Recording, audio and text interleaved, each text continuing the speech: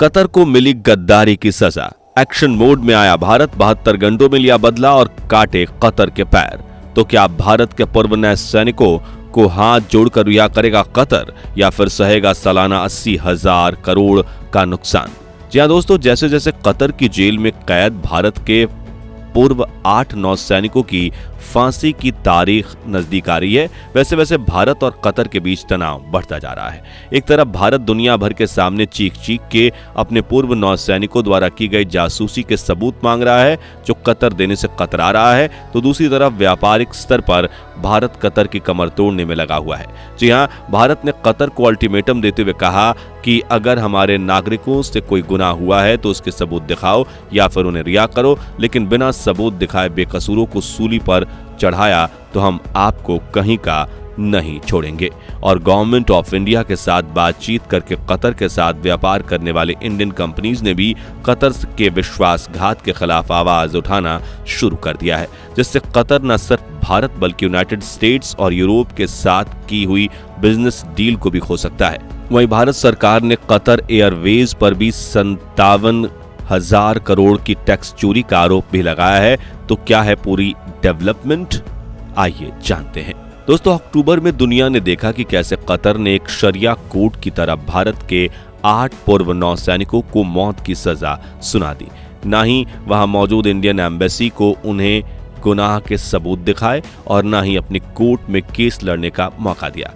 Qatar के इस मनमानी पर भारत ने कई सवाल किए, लेकिन इतना बड़ा बिजनेस रिलेशन होने के बावजूद अब तक कतर भारत की एक नहीं सुन रहा, जिससे भारत सरकार गुस्से में आग बबूला हो गई है। और अब सरकार ने एक ऐसा एक्शन लिया है जिससे कतर की बेचैनी बढ़ गई है। दरअसल भारत ने अफ्रीका के एक देश में जाकर ऐसा कदम उठाया है जो कतर को पूरी तरह उन्हीं के रेगिस्तान के मिट्टी में मिला सकता है।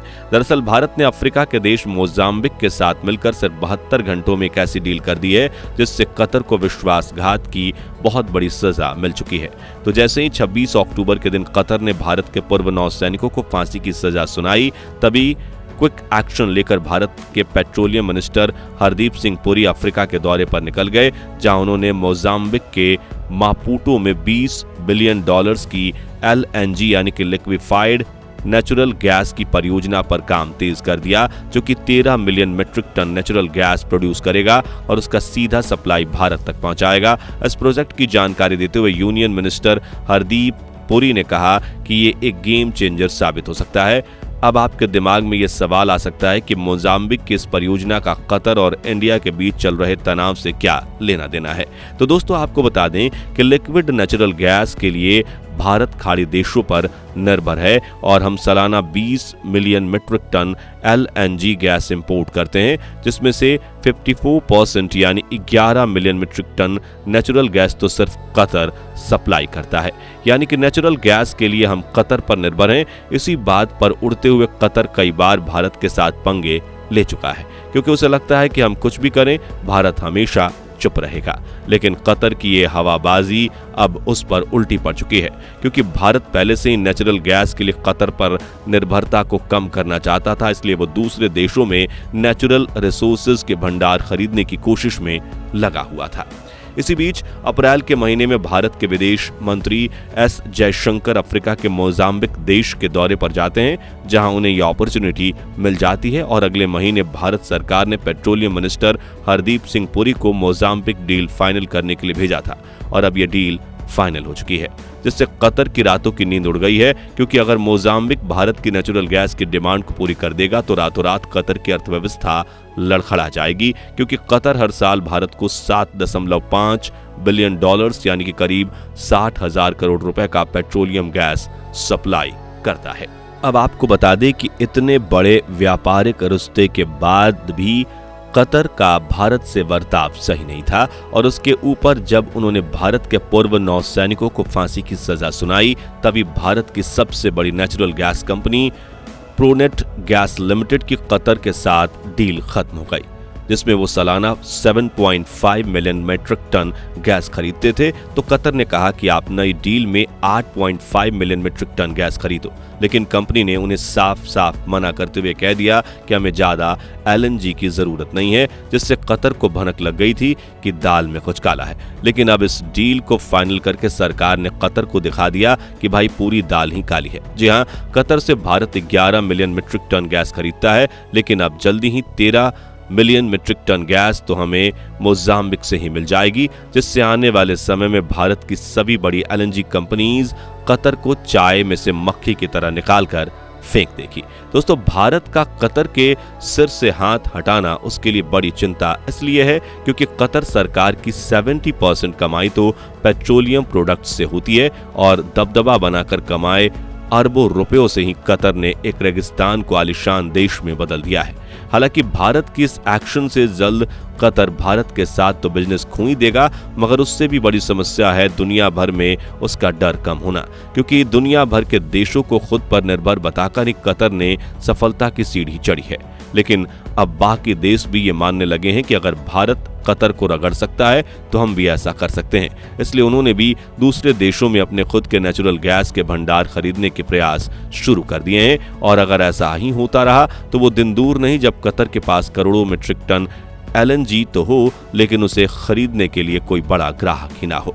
वहीं इस मामले को लेकर एक और बड़ी खबर यह है कि भारत के पूर्व नौसैनिकों को कतर में सजा मिलने के तुरंत बाद भारत ने कतर को रगड़ने की शुरुआत कर दी है और अब भारत सरकार ने कतर एयरवेज पर 57,000 करोड़ रुपए की GST चोरी का आरोप लगाया है, जिसके बाद directorate general of GST intelligence ने कतर एयरवेज की इंडियन ऑफिसेज पर छापे मारने शुरू कर दिए हैं, जिससे कतर की टेंशन बढ़ गई है क्योंकि कतर एयरवेज भारत में अच्छा खासा बिजनेस करता है। साथियों, अब आपको बता दें कि 2021 के आंकड़ों के मुताबिक कतर हर साल करीब $100 बिलियन में एक्सपोर्ट्स करता है, जिसमें चाइना और जापान के बाद भारत कतर का तीसरा सबसे बड़ा कस्टमर है और हम हर साल कतर से करीब 80,000 करोड़ की खरीदारी करते हैं। ऐसे में अगर इतना बड़ा ग्राहक अचानक से बंद हो जाए तो झटका तो लगेगा ही। अब आपके दिमाग में सवाल आ सकता है कि कतर भी तो भारत से इंपोर्ट बंद कर सकता है।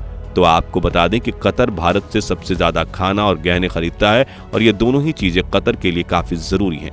पहले गहने की बात करें तो कतर ने इंडियन ज्वेलरी की काफी डिमांड की है और वहां के खदानों से मूल्यवान धातु नहीं बस काला तेल मिलता है, इसलिए कतर भारत से गहने खरीदना बंद नहीं कर सकता। खाने की बात करें तो जैसा कि आप जानते हैं कि कतर रेगिस्तान पर बना हुआ देश है जहां की 90% जमीन सूखी और बंजर है, इसलिए कतर को अपने टोटल खाने की जरूरत का 90% हिस्सा इंपोर्ट करना पड़ता है और कतर सबसे ज्यादा खाना यूनाइटेड स्टेट्स और भारत से खरीदता है, जिसमें भारत कतर का चावल यानी राइस का सबसे बड़ा सप्लायर है। और भैया जी, चावल के बिना खाना अधूरा होता है। इसके अलावा कतर के साथ सभी मिडिल ईस्ट देशों में भारत के चिकन, डेयरी प्रोडक्ट्स और गेहूं की भी काफी डिमांड है और जब खाना नहीं होगा तो अपना पेट पालने के लिए कतर तेल तो पिएगा नहीं, है ना। हालांकि भारत हर साल कतर को $1.85 बिलियन का एक्सपोर्ट करता है, लेकिन हम बेइज्जती से नहीं बल्कि पूरी इज्जत के साथ माल सप्लाई करते हैं और भारत कतर के खाने की सप्लाई को रोकने वाली छोटी हरकत